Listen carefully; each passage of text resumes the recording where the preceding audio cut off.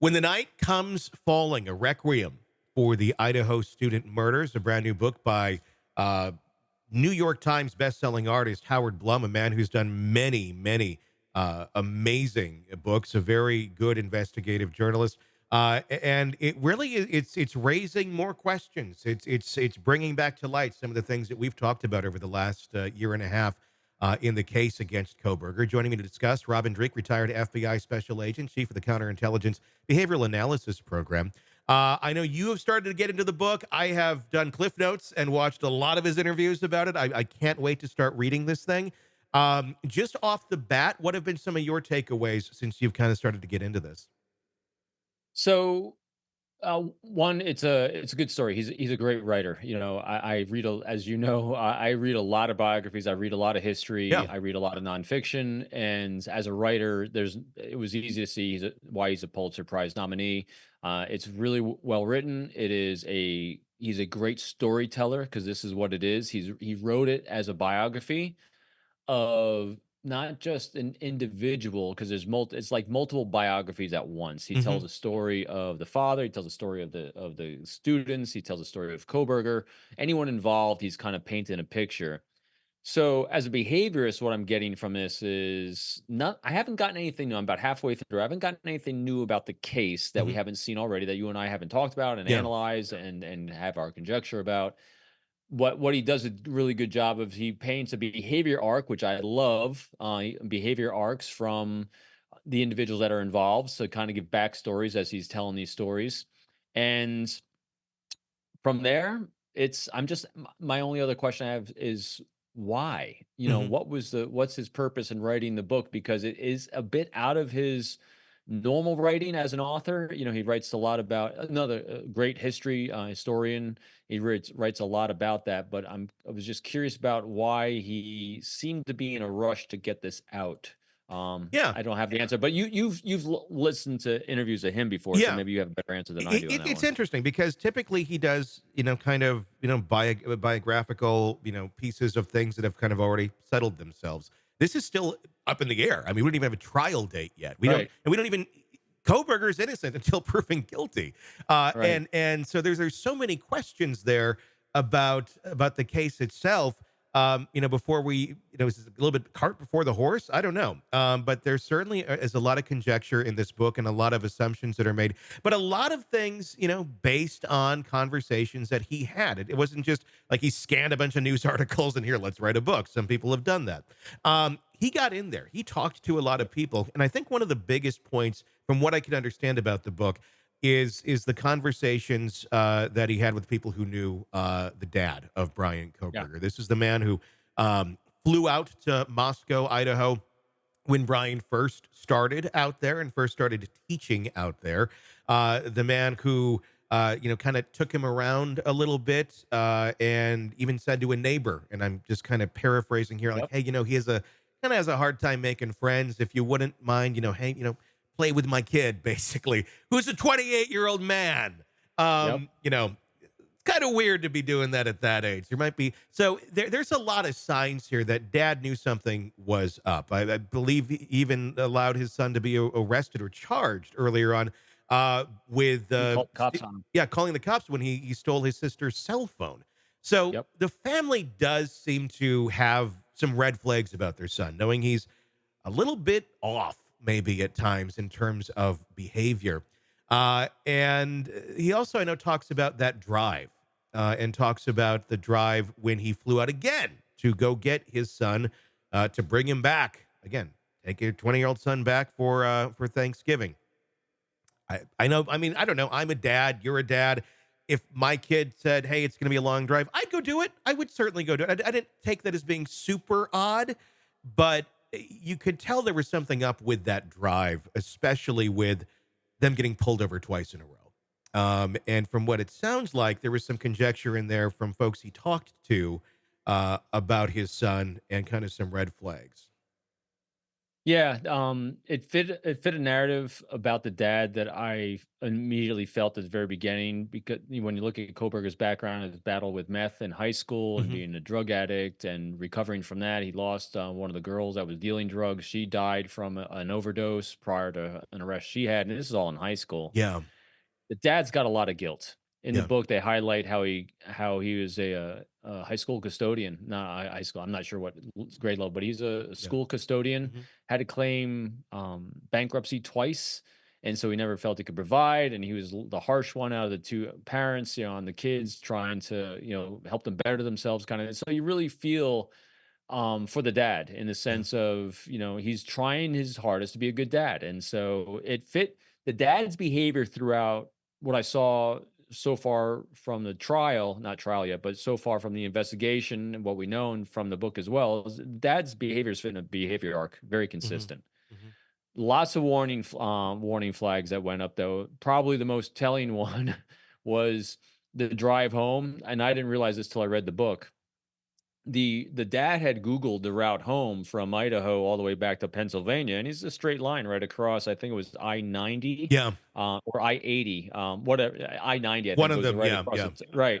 And Brian is like, nope, nope, nope. We're going to dip down to Colorado, and we're going to take this long, circuitous route and add days to our trip, even despite we might have snowstorms and everything else. And the dad's like, at this point, the dad's living with a lot of the guilt because he doesn't think he's been a good dad, and so he's got reps of acquiescing and not wanting to cause a fight. But Hmm. that was probably one of the big signs in there as well. And then along the route, Brian then says, "Dad, I got to tell you about something." And he's like, "Uh-oh, what is it?" And Dad's thing is going to drop the major bomb of something. And it actually happened to be that he was about to be fired as a teaching assistant, Hmm. because his students couldn't stand him because he's a harsh grader, and they're about to kick him out. There's a lot of interesting data points. And yeah, the dad did ask the neighbor to, "Hey, can you watch out for my son?" The neighbor invites him to a party, to be nice. And so you have all these data points, as well as Koberger's behavior around girls. They made him feel creepy. So I didn't see anything or read anything yet. Again, I'm only about halfway through, that said, "Oh my gosh, we missed all the signs." No, this is an odd kid with unusual behavior, and that had a lot of problems growing up, and the dad's feeling guilty over those things. So he's trying to be a better dad today. Where he's going to go with it. And I've read some of the reviews also on Amazon online for it too. And a lot of people are saying, well, it doesn't tell me anything I didn't already know. Sure. Yeah, pretty much. But it's a great summary of the case. Yeah. For me as a behavior guy, I'm loving it because it tell me backstories and Hmm. life arcs of everyone involved. Yeah. The girls and the boy that were killed, their backstories, their family stories, their history. Yeah, So that's what and the more it's good context. information that you have on all of the characters in this, which are real human beings, obviously, the better you can understand it. The better you can understand the interactions between everybody, why Yep. decisions are made this way or that way because of their behavior arcs, their history, all of that. It certainly, I mean, obviously, there was a lot of weird behavior when Koberger. I mean, it was interesting when they got pulled over. That was a weird one. The first thing the dad brings up is the murders to the cop. And there's that famous clip where Koberger's like, like what are you saying?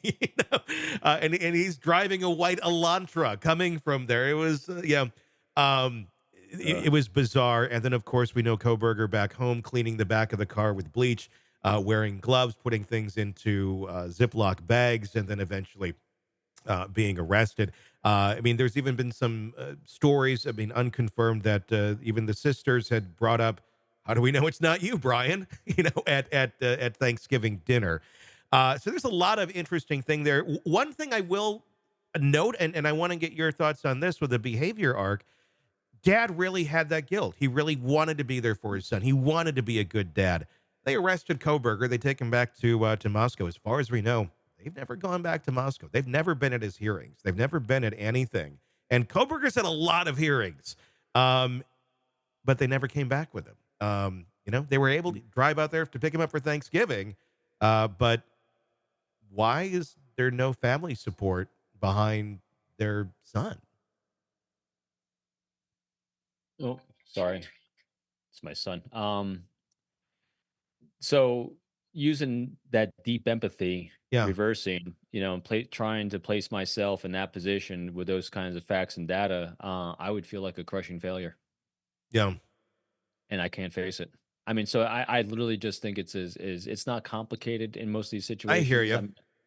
I just think he must feel like a crushing failure as a father, and he can't even face it yet. I mean, it's got to be devastating. It's got to be absolutely devastating that you didn't do in his mind. Mhm. Granted, whether he's guilty or not, he's being accused of it. So in his mind, because it would be my mind, I was supposed to not allow this to happen, Yeah. and it did.